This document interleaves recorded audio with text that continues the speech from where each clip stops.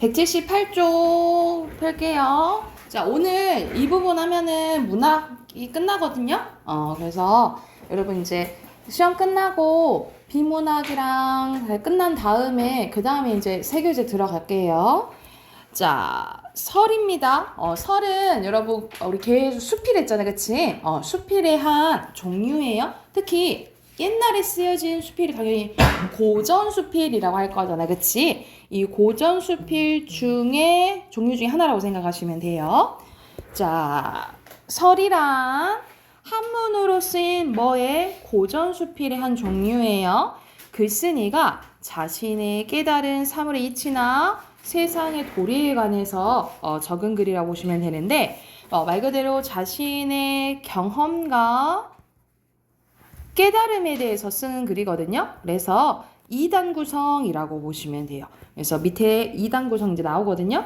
다시 한번 뒤에서 언급할게. 설의 특징이에요. 첫 번째, 글쓴이가 일상적 체험을 통해서 얻은 깨달음을 밝히고요. 우의적 표현. 여러분, 우의적 표현은 약간 돌려서 얘기하는 거라 생각하시면 되거든요. 그래서 오른쪽 봐볼게.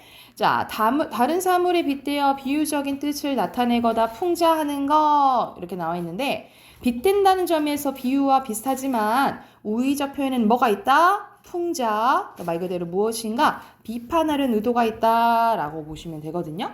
그래서 여러분 동물들이 등장하는 거를 우화소설이라고 하잖아. 그치? 여러분 이솝우화 들어봤잖아. 우리가 우화소설은 동물들이 나오지만 사실 이 동물들의 말을 통해서 결국엔 인간사를 얘기를 하는 거잖아요. 그쵸?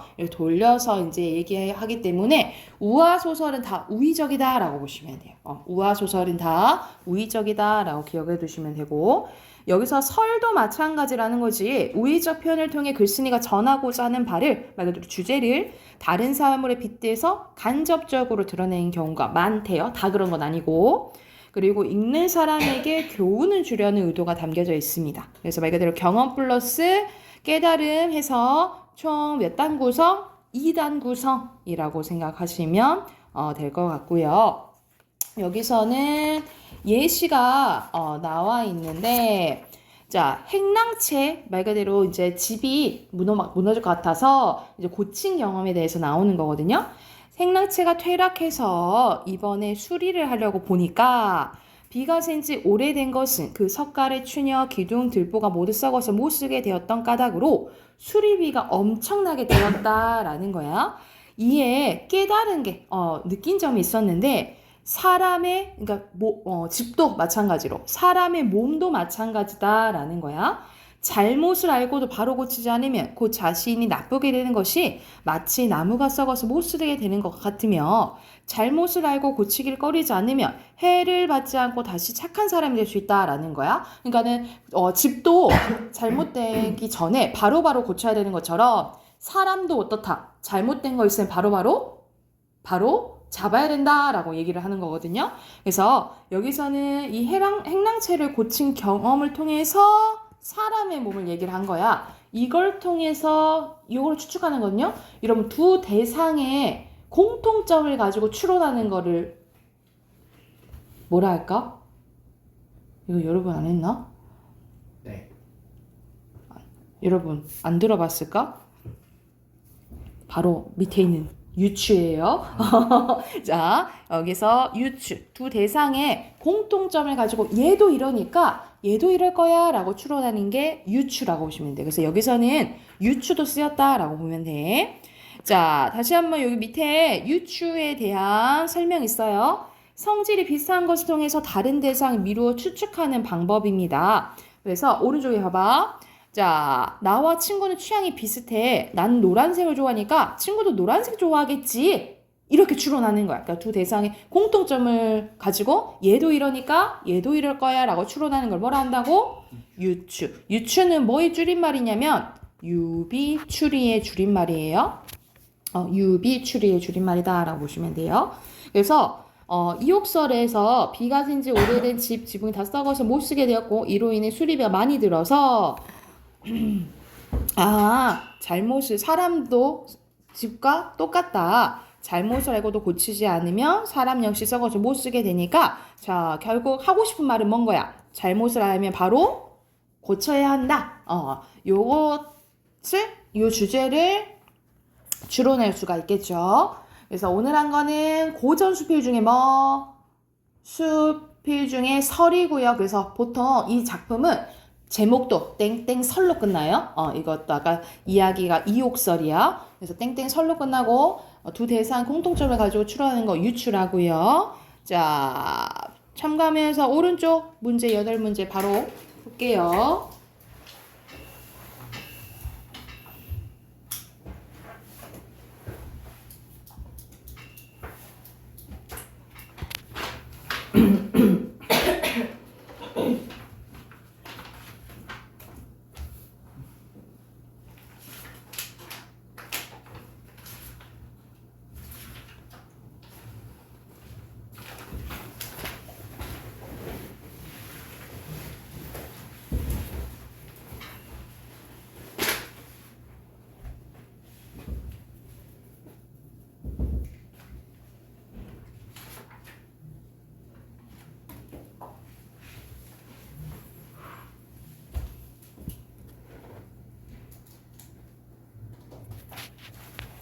자, 그러니까 보면은 연민과 비유죠. 그리고 2번에 알맞은 거 2번이고요. 3번에 알맞지 않은 거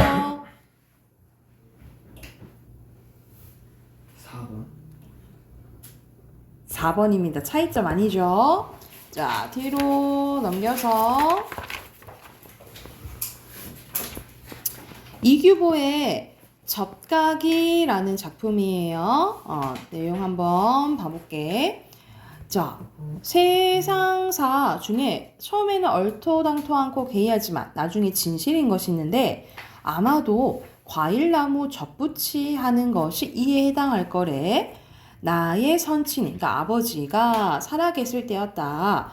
과일나무에 접을 잘 붙이는 키다리 전씨라는 사람이 있었는데 선친이 그에게 접을 붙이게 해보았다. 붙여주라고 한 거야. 정원에는 맛이 없는 배나무 두 그루가 있었는데 전씨는 모두 톱으로 밑동을 잘랐다. 그리고는 세상에서 맛있다고 이름난 배나무를 구하여 몇 가지를 자르더니 그 잘라낸 그루터기에 접목시키고 차르고 그곳을 발랐다는 거. 그러니까는 땡강 자르고 또 다른 나무로 와가지고 이제 붙이는 거야, 말 그대로. 당시에는 그것을 보고 터무니없다고 여겼다. 비록 접을 붙인 나무에서 싹이 트고 잎이 돋아났지만 괴이하다고만 여겼다. 그러나 여름에 잎이 무성하게 되고 가을에 배가 주렁주렁 열렸다.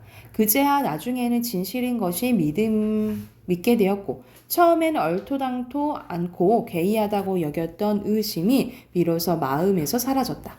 선친이 돌아가신 지 9년이 흘렀지만 나무를 보거나 배를 먹을 때 아버지의 얼굴이 항상 떠올랐대. 그래서 간혹 나무를 부여잡고 목 놓아 울면서 차마 떠나지 못한 적도 있었다. 옛사람은 소백과 한선자의 일 때문에 이 이야기를 인용했네요.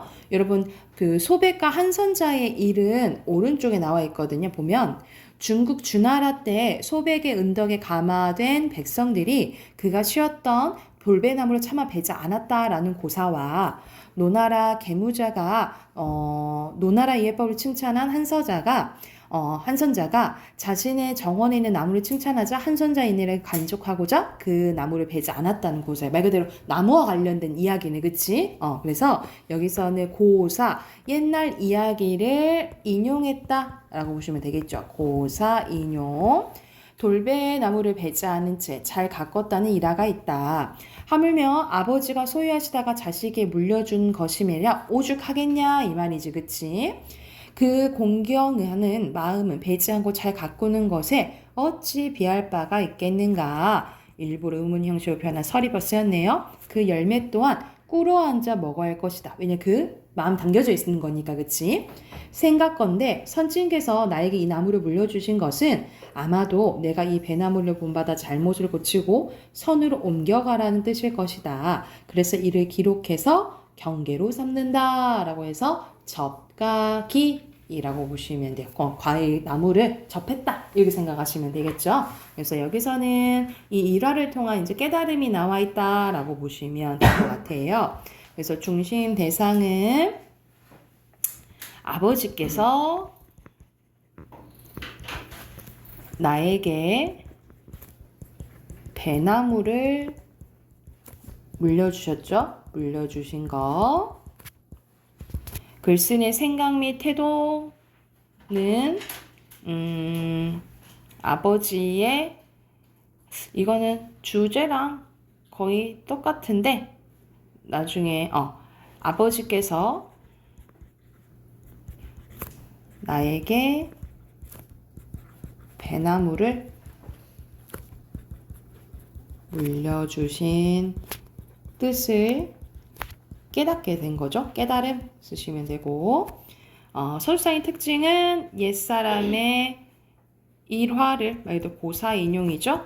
고사 인용했고 주제 접붙인 배나무를 통해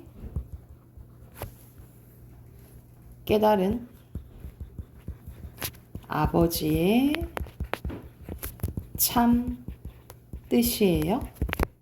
접붙인 배나무를 통해 깨달은 아버지의 참 뜻. 쓰시고 오른쪽에 네 문제 있죠? 네 문제 바로 풀게요.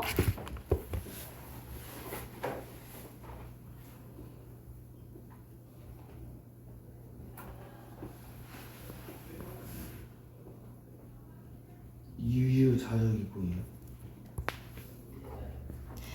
유유자적은 여러분 막 이렇게 뒷짐지고 여유롭게 이렇게 지내는 이렇게 생각하시면 돼요. 오른쪽에 나와 있네.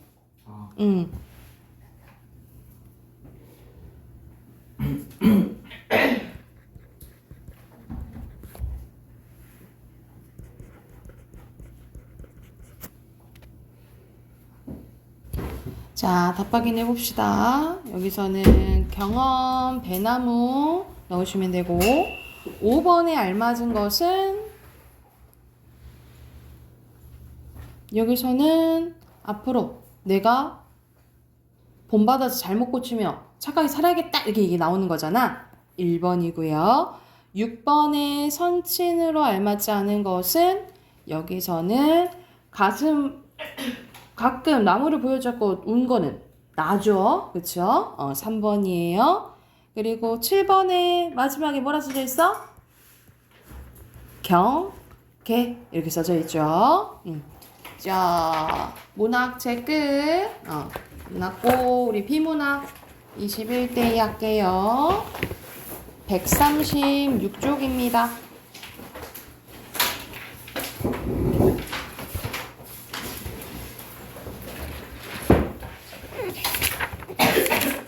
음, 140쪽까지 풀게요. 자, 같이 한번 봐보겠습니다. 136쪽. 자, 대부분의 사람들이 병을 일으키는 원인이라고 생각하는 바이러스는 완전한 생명체라고 볼 수 없는데요. 생명체로 인정받기 위해서는 3가지 조건이 있는데 이걸 갖추지 못했기 때문이래. 생명체로 인정받기 위해서는 스스로 번식하여 자손을 퍼뜨릴 수 있어야 하며 양분을 흡수하여 생명을 유지해야 하고 환경에 적응하고 진화할 수 있어야 된대. 그런데 바이러스는 스스로 자손을 퍼뜨리는 능력을 갖추지 못해서 생명체로 인정받지 못한대요. 그래서 여기서는 마지막 문장을 중심 문장으로 볼게요. 핵심어 바이러스. 그렇다면 스스로 자손을 퍼뜨리지 못하는 바이러스는 어떻게 번식해서 병을 일으키는 것일까? 바로 다른 생명체 세포를 이용한대요. 먼저 인간 같은 숙주의 몸속에 들어온 바이러스는 세포에 기생을 한대. 그래서 보통 대부분의 바이러스는 인간의 몸속 많은 세포 가운데 자신이 좋아하는 세포가 있어서 그 속으로 자신의 유전물질을 집어넣는데요. 그래서 이 유전물질에 의해서 세포 속에는 바이러스가 무수히 늘어나게 되고 어느 정도 이상으로 늘어나면 빠져나오게 된대. 그 과정에서 바이러스는 자신이 기생하고 있던 숙주의 세포를 파괴하고 이에 따라 바이러스에 감염된 숙주는 피해를 입게 된대요. 그래서 여기서는 어떻게 번식하는지에 대한 내용 나오죠. 포괄하는 문장 첫 번째 문장입니다. 자, 그러나 모든 바이러스가 숙주에게 피해를 주는 것은 아니래요. 그래서 뭐 여기서 뭐에 대해서 나와? 박테리오파지에 대해서 나오잖아. 박테리오파지는 특이한 바이러스는 박테리오파지라는 특이한 바이러스는 살아있는 생명체에 기생하는 것은 다른 바이러스와 같지만 숙주에게 해를 끼치는 세균에 기생을 한대. 그래서 세균의 세포를 파괴하기 때문에 숙주에게 유익하다라는 거죠. 박테리오파지는 이름도 세균이라는 그리스어인 박테리오와 먹는다의 의미인 그리스인 파지가 결합된 거래. 그래서 여기서는 어원이 나와 있는 거죠. 아까 전에 물어봤던 거. 그래서 세균을 먹는다라는 뜻이래. 여기서 박테리오파지가 핵심어예요. 이러한 박테리오파지를 이용한 자연치료요법이 주목받으면서 박테리오파지와 관련된 연구가 계속 활발하게 진행되고 있다라는 내용이네요. 핵심은 박테리오파지고요. 우리 보통 계속 첫 번째 문단 아니면 마지막 문단이 거의 주요 문장이었잖아요. 그치? 문단이었잖아요. 근데 여기서는 박테리오파지가 나온 3문단을 중심 문단으로 볼게요. 그래서 3문단의 요약은 세균에게 안 좋은 세균에 기생하기 때문에 숙주에게 유익한 박테리오 파지 이렇게 쓰시면 돼요. 세균에 기생하기 때문에 숙주에게 유익한 박테리오 파지. 자, 밑에 빈칸 넣으면 바이러스죠. 그리고 박테리오 파지고요. 자, 2번 가면 주제 쓰는 거 나오죠. 처음에는 바이러스가 번식하는 방법과 박테리오 들어가야겠죠? 박테리오 파지의 특성 또는 뭐 특징 뭐 이렇게 쓰시면 돼요. 자, 3번에 여기서 알 수 없는 것은 5번. 경제적인 효과 없죠? 5번이고 4번에 적절한 거 3문단에 어원 나왔었죠? 그쵸? 2번이고요. 5번에 적절하지 않은 거 얘는 스스로 번식을 못하지만 자손을 버틸 수 있죠? 기생해가지고 그쵸? 2번이에요. 자, 두 번째 거는 쓰레기로 만든 작품에 대해서 나오네요. 그게 이제 정크 아트라고 나오는데 첫 번째 문단은 마지막 문장이 중심 문장이에요. 이름부터 생소한 정크 아트란 무엇일까? 하고 정크 아트에 대해서 이제 나오는데 정크 아트의 정크는 쓸모없는 물건, 폐물, 쓰레기를 뜻하는 영어 단어 정크에서 유래됐습니다. 즉 정크 아트란 생활 속의 잡동사니나 망가진 기계 부품 따위를 이용하여 만드는 미술의 한 영역으로 1950년대 유럽과 미국에서 시작이 되었대요. 그래서 여기서 핵심어 그대로 정크 아트고요. 산업혁명 이후 인류가 만들어낸 쓰레기 양은 폭발적으로 늘었고 이로 인한 환경 오염이 심각해지고 있대. 인간이 쓰레기를 만들어내고 자연을 파괴하는 현실을 비판하며 쓰레기로 예술작품을 만들기 시작한 것이 바로 정크아트래요. 그래서 정크아트의 작품들은 단순히 쓰레기를 재활용한다는 의미를 뛰어넘어 그 안에 메시지가 담겨져 있다라는 거죠. 자, 정크아트 작가들은 지구의 자원을 활용하여 굳이 필요 없는 물건을 만들고 이를 너무나 쉽게 소비하는 사람들을 뭐합니까? 비판합니다. 그들은 더 이상 사용할 수 없는 쓰레기를 작품에 사용함으로써 작품을 만들기 위해 사용하는 자원을 줄인대요. 이와 더불어 관객들에게 자신이 버리는 쓰레기도 어디선가 재창조될 수 있을지 모른다라는 생각을 심어준다라는 거야. 그래서 여기서는 작가들의 생각이 담긴 첫 번째 문장이 중심 문장이에요. 결국 정크아트 작가들은 현대인들이 물질 만능주의에 빠져 과도한 소비라는 것을 비판하고 녹색 환경을 만들어야 한다고 강조하고 있다라는 내용입니다. 그래서 여기서는 거의 정리한 게 5문단이 있죠? 그래서 5문단 중심 문단이에요. 자, 정크 아트에 담긴 현대인들에 대한 비판과 정크 아트의 의라고 보시면 돼요. 정크 아트에 담긴 현대인들에 대한 비판과 정크 아트의 의입니다. 됐죠? 밑에 빈칸 넣을게요. 정크 아트 그리고 작가 여기는 간단하죠? 정크 아트의 개념과 마지막에 의 나오죠? 의 쓰시면 되고요. 8번에 적절한 거네요. 여기서는 환경오염 비판하는 거잖아. 그치? 5번이고요. 9번에 알맞지 않은 것은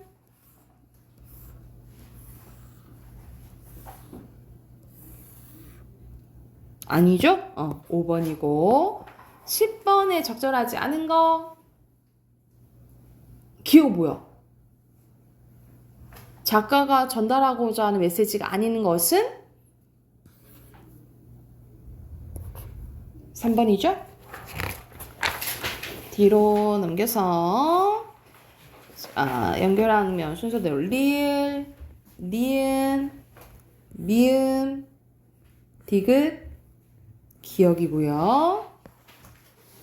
6번에 공존, 7번에 제한, 8번에 양분, 9번에 일반적, 10번에 잡동산이고요. 11번에 1번, 12번에 2번, 13번에 3번입니다. 됐나요?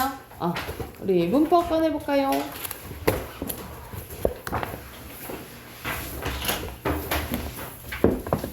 우리 어저께 주성분 했었고 오늘 부속성분이랑 독립성분 해봅시다. 90쪽입니다.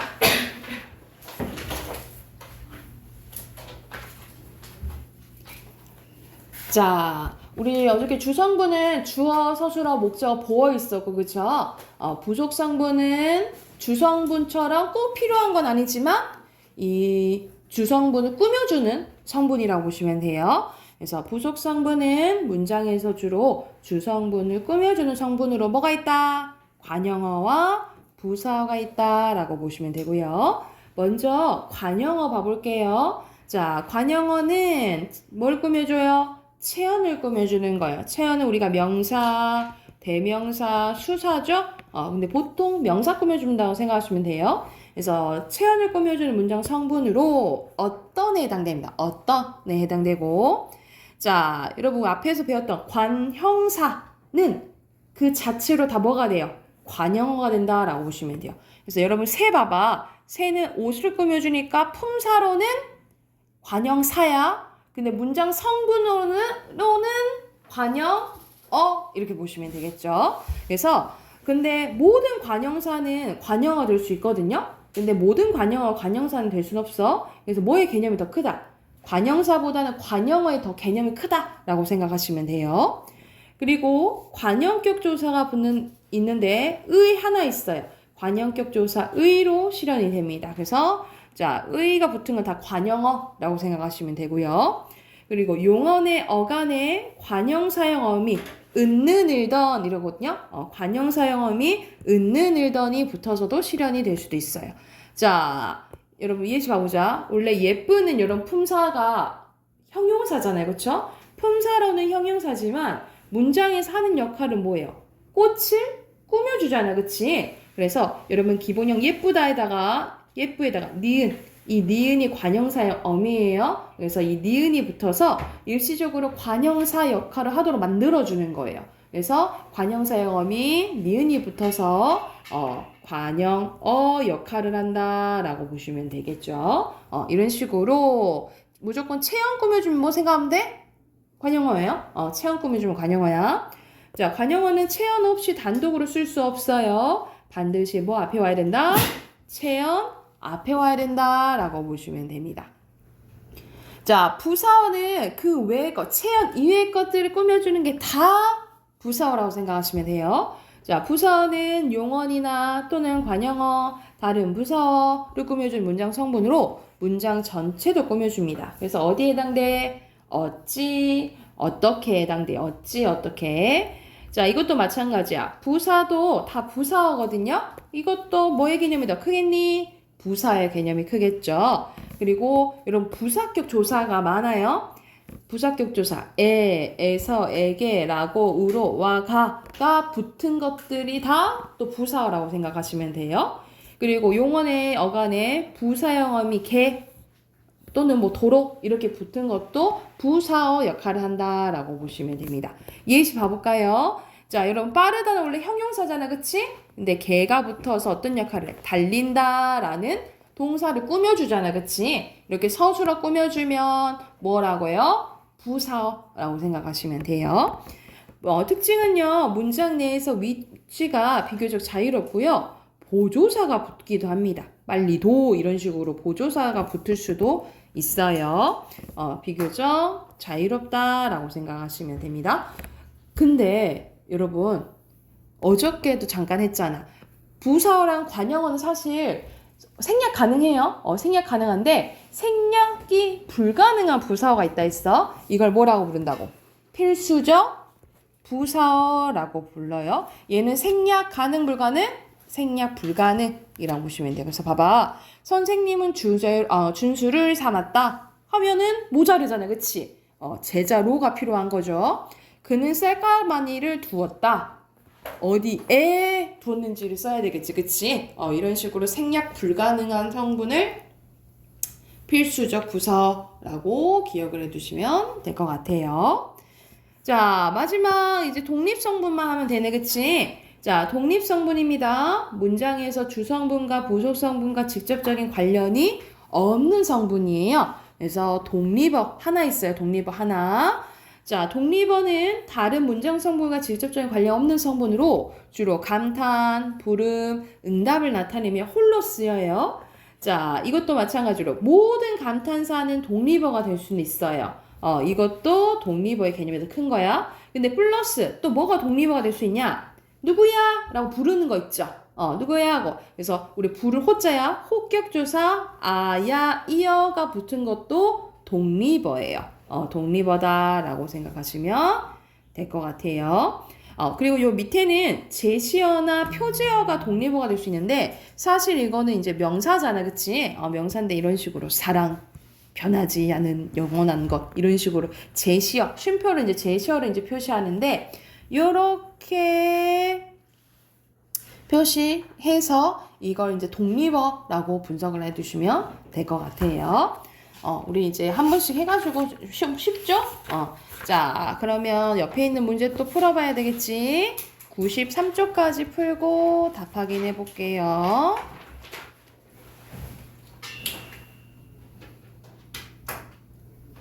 자, 채점 해봅시다. 1번에 부속성부에는 관형어, 부사어 두 개죠? X. 여기서는 바뀌었지, 그치? X. 그 다음에 생략할 수 있다. 필수적 부사는 안 된다 했잖아요, 그치? X. 그리고 관련 없는 거 맞죠? O예요. 자, 여기서는 높게, 걔는 부사형, 전성 어미예요. 그리고 관형사랑 관형어 똑같고 철수의 조사니까 이렇게 표시하시면 되겠죠. 여기서는 해당되는 거 쓰는 거네. 순서대로 독립어, 부사어, 독립어, 관형어, 관형어고요.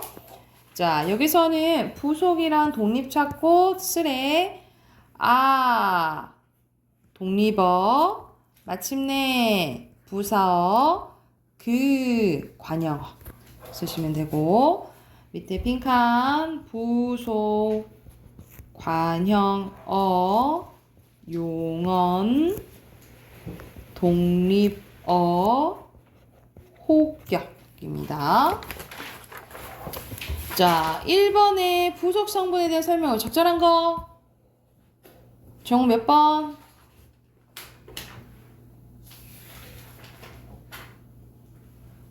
4번. 4번. 2번의 부속 성분이 아닌 것은 너무 딱 보인다, 그치? 5번 이거는 서술어주요.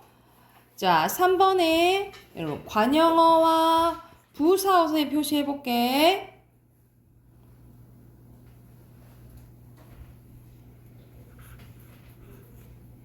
부사어 이거는 공 꾸며주잖아, 그치? 온 그리고 마음의 한 권의 멋진 그리고 날아간 마음 먹기. 그럼 몇 번? 1번이겠죠? 1번이에요. 자, 4번의 관형어는 3번이고요. 5번에 여기서 적절한 것은 새 친구지 새 사귀었다 안 되잖아. 그러니까 반드시 어디 앞에 있어야 돼요? 채연 앞에 와야 된다 이 말이잖아요. 그쵸? 2번이고요. 자, 6번에 사위로는 용언 꾸며주고 틀림없이는 문장 전체 꾸며주고 여기서는 아주죠. 아주는 뭐 꾸며줘요? 새 꾸며주잖아. 새가 뭐예요? 관형어죠. 관형어 수식이에요. 7번입니다. 7번에 제게, 저에게가 줄어든 거잖아. 그치? 그래서 이거는 부사어, 얘야, 독립어, 소중한 존재니까 관형어거든요. 그러면 적절한 거 몇 번일까요?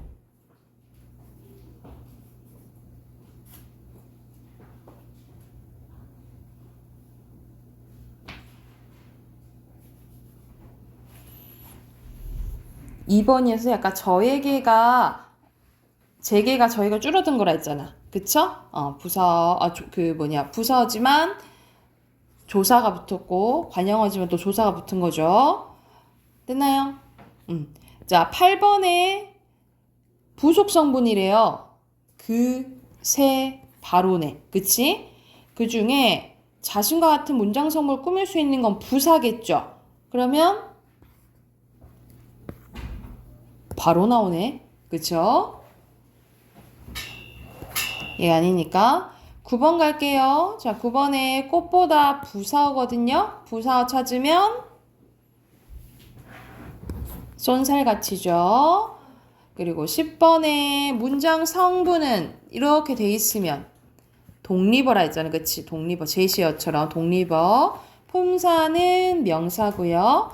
자, 푸르는 물결 꾸며주고 있네. 그치? 그러면 관형어고 품사는 기본이 푸르다니까 형용사죠. 자, 11번 여기서는 독립어 없는 거죠? 3번입니다. 자, 뒤로 넘겨봅시다. 뒤로 넘겨보면 문장의 종류 이제 나오거든요. 문장의 종류 우리 이때까지 문장 성분한 거는 이 문장을 분석하기 위한 거예요. 자, 문장의 종류는 여러분 크게 두 가지로 나뉘어져요. 크게 혼문장과 겹문장. 이렇게 이제 나뉘어지는데, 자, 혼문장은 주어 서술어의 관계가 몇 번 나타나는 거, 한 번 나타나는 거라고 생각하시면 되고, 겹문장은 주어 서술어의 관계가 두 번 이상 나타나는 거라고 생각하시면 돼요. 두 개만 나타나는 게 아니라 두 개 이상이야. 그래서 문장은 크게 두 가지로 나눠지는 거예요. 혼문장과 겹문장이에요. 자, 주어와 서술의 관계가 한 번 나타나는 거, 주어 서술의 관계가 두 번 이상 나타나면 겹문장 이렇게 생각하시면 되겠죠. 근데 여러분 겹문장이 또 두 가지로 나뉘어져요. 이어진 문장과 아는 문장으로 이제 나뉘어지는데, 자, 이어진 문장은 말 그대로 관련된 주어, 서술어. 관련된 주어, 서술어가 들어간 두 문장이 붙는 거거든요. 이어진 거거든요. 근데 어떤 것으로 있냐? 있게 만드는 것을 뭐라고 하냐면 연결어미라고 해요. 그래서 여러분 연결어미를 통해서 두 문장이 말 그대로 붙는다. 그러면 이어진 문장이라고 생각하시면 되겠고, 아는 문장은 보통 관련된 주어랑 관련된 서술어가 떨어져 있어요. 떨어져 있고 또 다른 주어랑 또 다른 서술어가 어떤 역할을 하냐면 얘가 문장 성분 역할을 해요. 문장 성분 역할을 한다라는 것은 우리가 앞에서 배웠던 관형어 역할을 한다든지 부사 역할을 한다든지 이러거든요. 그런데 얘는 주어랑 서술어를 갖고 있으니까 단어라고 하기에는 너무 크거든요. 근데 문장은 또 아니야. 완전히 끝나야지 문장이거든요. 그래서 문장 성분 역할을 하지만 단위는 절이라고 보시면 된다라고 보시면 돼요. 그래서 얘를 절이라고 부르고 같은 말로 안긴 문장, 여기선 안긴 문장이라고 불러요. 그래서 얘 하는 역할에 따라서 얘의 역할에 따라서 5가지로 나뉘어져요. 5가지로 나뉘어지는데 말 그대로 명사 역할하는 명사절, 관형어 역할하면 관형절, 부사 역할하면 부사절, 그리고 서술 역할하면 서술절. 어떤 말을 가져오면 인용절이라고 하거든요. 그런데 아까 선생님이 이어진 문장은 뭐를 통해서 알 수 있다 했어? 연결어를 통해서 알 수 있다 했잖아. 그치? 연결어를 통해서 알 수 있는데 아는 문장은 뭐를 통해서 알 수 있냐면 여러분 명사절부터 부사절까지 가로쳐 볼래요? 명사절부터 관형절, 부사절은 뭐를 통해서 알 수 있냐면 전성어미를 통해서 알 수 있어요. 전성어미, 말 그대로 성질을 바꿔준 어미라고 생각하시면 돼요. 성질을 바꿔준 어미를 통해서 힌트를 알 수 있다라고 보면 돼. 예를 들어서 아까 전에 우리 배웠잖아. 예를 들어서 푸른 달이라고 있다 쳐보자. 이거 문장 성분 뭐라고 배웠지? 달 꾸며주니까 관형어잖아. 근데 품사 봐봐요. 품사는 형용사잖아. 그치? 근데 뭐가 붙은 거야? 니은이 붙어서 얘는 일시적으로 관형사 역할을 하도록 만들어주는 거죠. 그쵸? 그래서 이 니은을 뭐라고 부른다고? 관형사형 전성어미라고 불러요. 말 그대로 일시적으로 관형사 역할을 하도록 만들어주는, 관형사 역할을 하도록 만들어주는 어미라고 생각하시면 돼요. 이해됐을까요? 자, 오늘은 선생님이 좀 일찍 끝내줄게. 좀 일찍 끝내줄 건데, 끝나고 이어서 할게요. 시험 끝나서 이어. 다음 주에는 기존 책 안 가져도 되고 단어 휴식. 그래서 각각 선생님이 문자 보내줄게요. 자습서만 챙겨 오시면 돼요. 아셨죠?